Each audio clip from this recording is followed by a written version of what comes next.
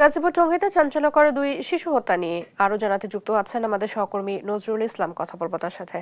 নজরুল, চাঞ্চল্যকর দুই শিশু হত্যা নিয়ে সবশেষ কি তথ্য আছে, কি বলছে পুলিশ, জানাবেন।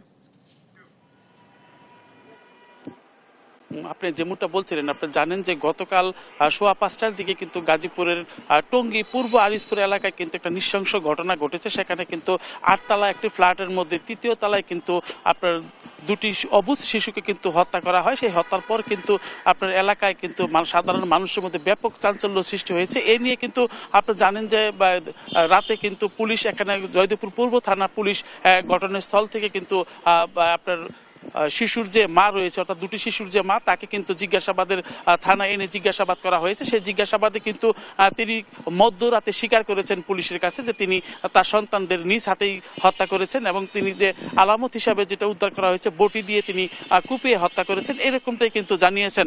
তো পুলিশ কিন্তু কি কারণে হত্যা করা হলো, কি তার ক্ষোভ ছিল, সেটি কিন্তু এখন পর্যন্ত বলেনি।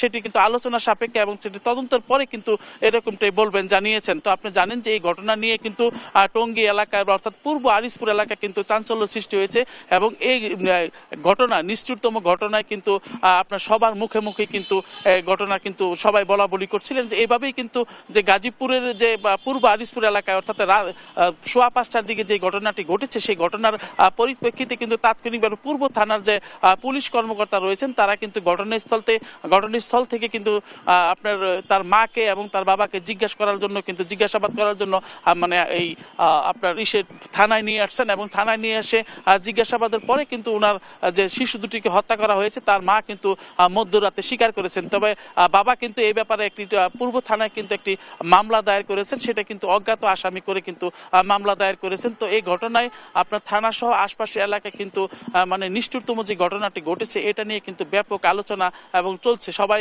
কি কারণে। তবে শিশু দুটি মালেহা এবং আব্দুল্লাহর পিতা সেটা কিন্তু কালকে সাংবাদিকদের সাথে বলেছিলেন যে এখানে কিন্তু তার যে পরিবার, সে পরিবার কিন্তু অসুস্থ থাকা এবং সে সবসময় কিন্তু আপনার মানে মাথায় তার অনেক যন্ত্রণা ছিল, সেই যন্ত্রণার ওষুধ খেয়ে কিন্তু সে ঘুমিয়েছিলেন, পাশেই কিন্তু তার রুমে ঘুমিয়েছিলেন। কিন্তু তারপরে কিভাবে সেই ঘটনা ঘটলো এটা কিন্তু তার বাবার বক্তব্য ছিল। তো পুলিশ আজকে কিন্তু ঘটনা উদ্ঘাটন করেছেন যে মাই হত্যা করেছে শিশুকে, সেই শিশুকে হত্যা করার পর স্বীকার করেছেন সে মা। তো এই ছিল আমার কাছে গাজীপুর টঙ্গী থানা থেকে সর্বশেষ।